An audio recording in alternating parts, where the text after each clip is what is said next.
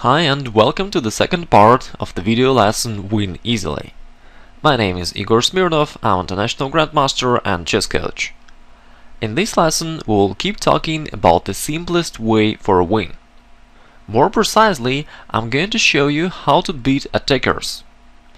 You know, most of modern club players play in attacking style, and really sometimes it can be confusing and unpleasant for you.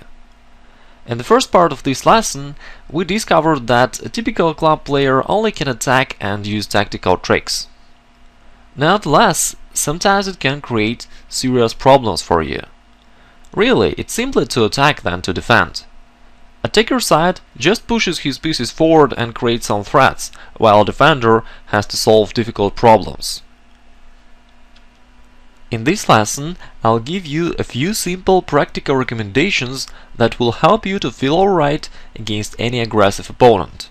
Moreover, you will beat them easily and constantly. Okay, here we go. You already know the bottom line, we analyzed it in the previous lesson. You need to create a strategical position where your opponent has no direct attacking moves. In this case, he will feel confused, he will not know what to do, and you will gain a victory easily. Now in this lesson, I will show you the exact ways for getting such strategical situations. Here is the first way. Play closed positions.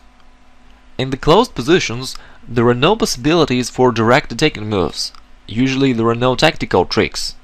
Here both players need to show their positional understanding, and that's exactly what we're looking for. Here is the first example: e4, e6, d4, d5. A French defense leads to the closed positions with pawn chains in the center. After that, both players will need to find the right setup for his pieces and to compose the right plan. It's difficult to use any tactical tricks here at the early stage of game, and white doesn't have any direct attacking moves here. And that's why such situation will be unpleasant for a attacker player. a6, a3.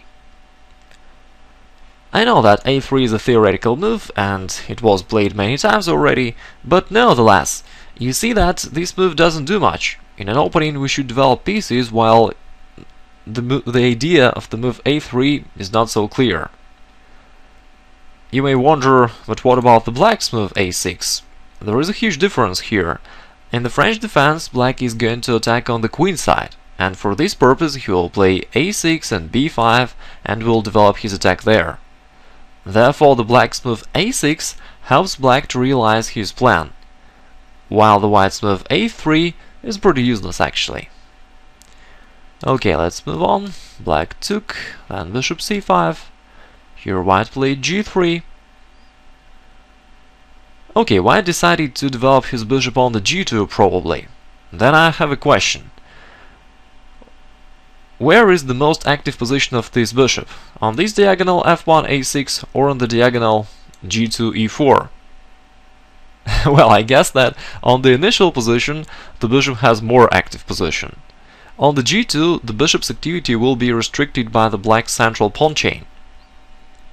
And also, it's hard to realize the logic between the moves a3 and g3. You see, white has a hard time of finding the right setup for his pieces, which is typical for tactical attacker players. Okay, let's see what happened then. Queen b6, taking the knight, knight e4, knight c3. Queen c7. Here white played knight e2.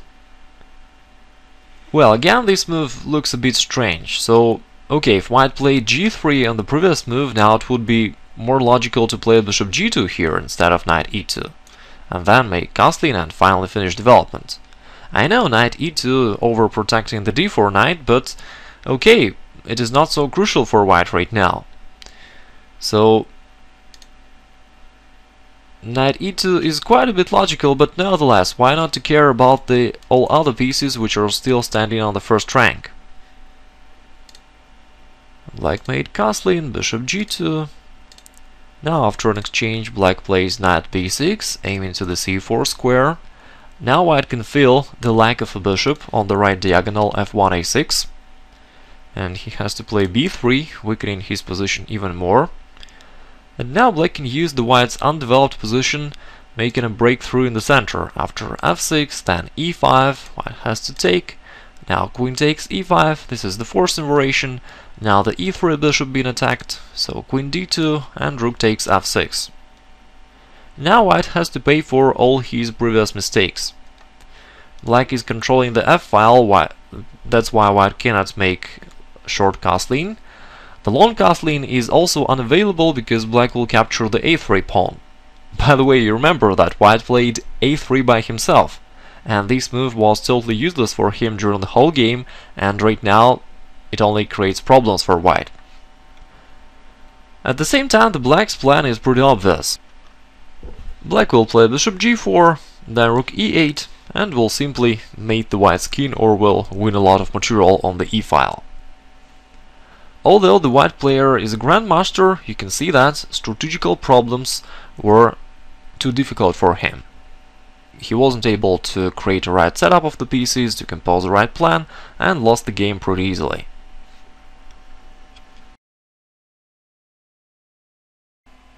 And here is the second way for creating strategical positions.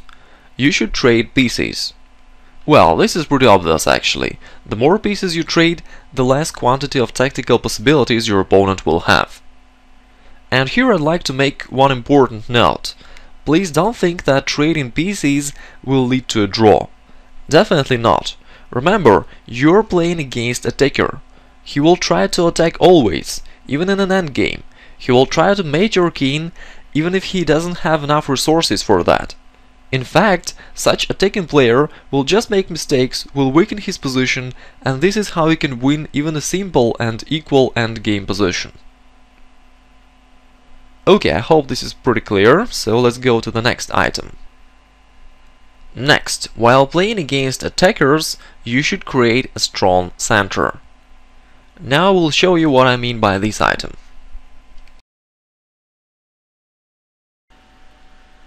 Now let me show you why a strong center is so important when you play against attackers. We know a general rule which states that the central situation is the most important. If you have a strong center, then an opponent's flank attack will not be dangerous for you. Your center will control lots of squares on the chessboard. It's like your shield. And that's why it will be very difficult for your opponent to go forward and to go through this shield. At the same time, your opponent will try to attack anyway, just because he is an attacking player, but his attack will not be effective, and it will be rather time wasting. That's why by using this shield of a strong center, you will feel comfortable, and your opponent will be doomed for unsuccessful attack. Okay, here white played h4, he's trying to attack anyway, and black replied g6. Usually it's very dangerous to move pawns when your opponent is attacking you. But in this position the black center is so strong that black even may make this move. An idea of the move g6 is to place the bishop on the f5 then, which will help black in his counterattack over the white's king. White played f6, bishop f8. By the way, you can see that even if white plays h5 and takes on the g6, black will recapture by the f-pawn, and it will be still very difficult for white to create any real threats after that. Black always can play bishop f5, closing the f-file, and everything is well protected. In the game white played knight d2, trying to exchange the black's active knight. Also, by the way, you can see that it's very difficult for white to bring this b3 knight into the game and to bring it closer to his kingside attack, just because there are no available central squares for his knight, thanks to the black's strong center. Okay, black played knight d6, knight f1, bishop f5. Now black is developing his counterattack, he's attacking the c2 pawn, then knight c4, rook g2, d4.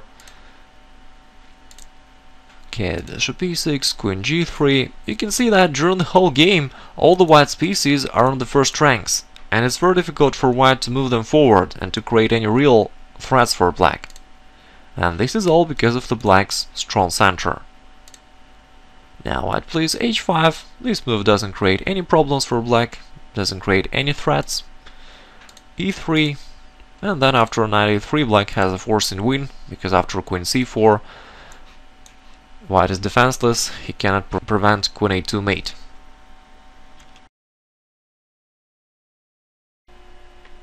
Here is the next advice. Use strategical openings. This is how you will start playing in the right style right from the first move of the game. Perhaps you're wondering what a strategical opening is. Now we'll show you.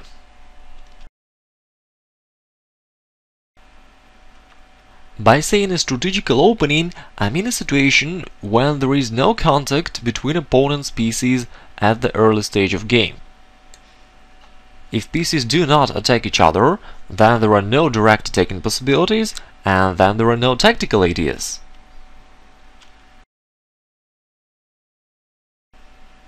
We have seen such a situation in a French defense, for example. Both players mainly play on their own territory of the board, thus there are no direct attacking possibilities. Players should think about the strategical things, about the right setup of the pieces, correct plan, and so on.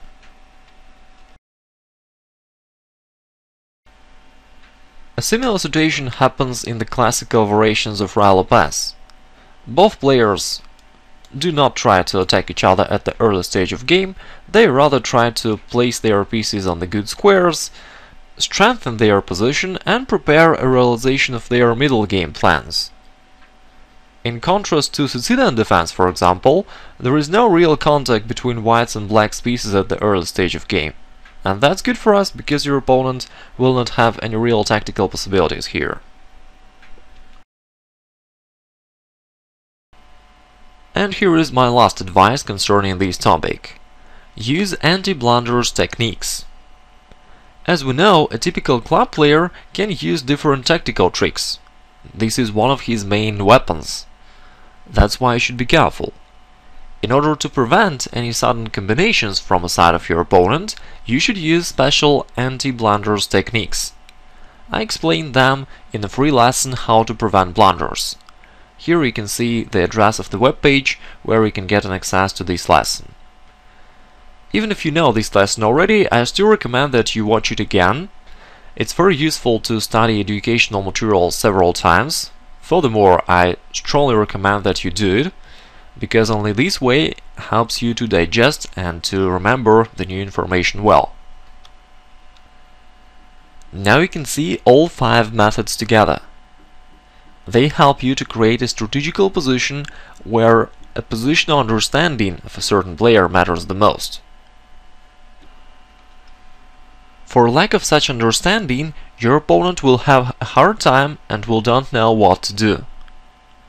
You will take away his weapons and he will become defenseless.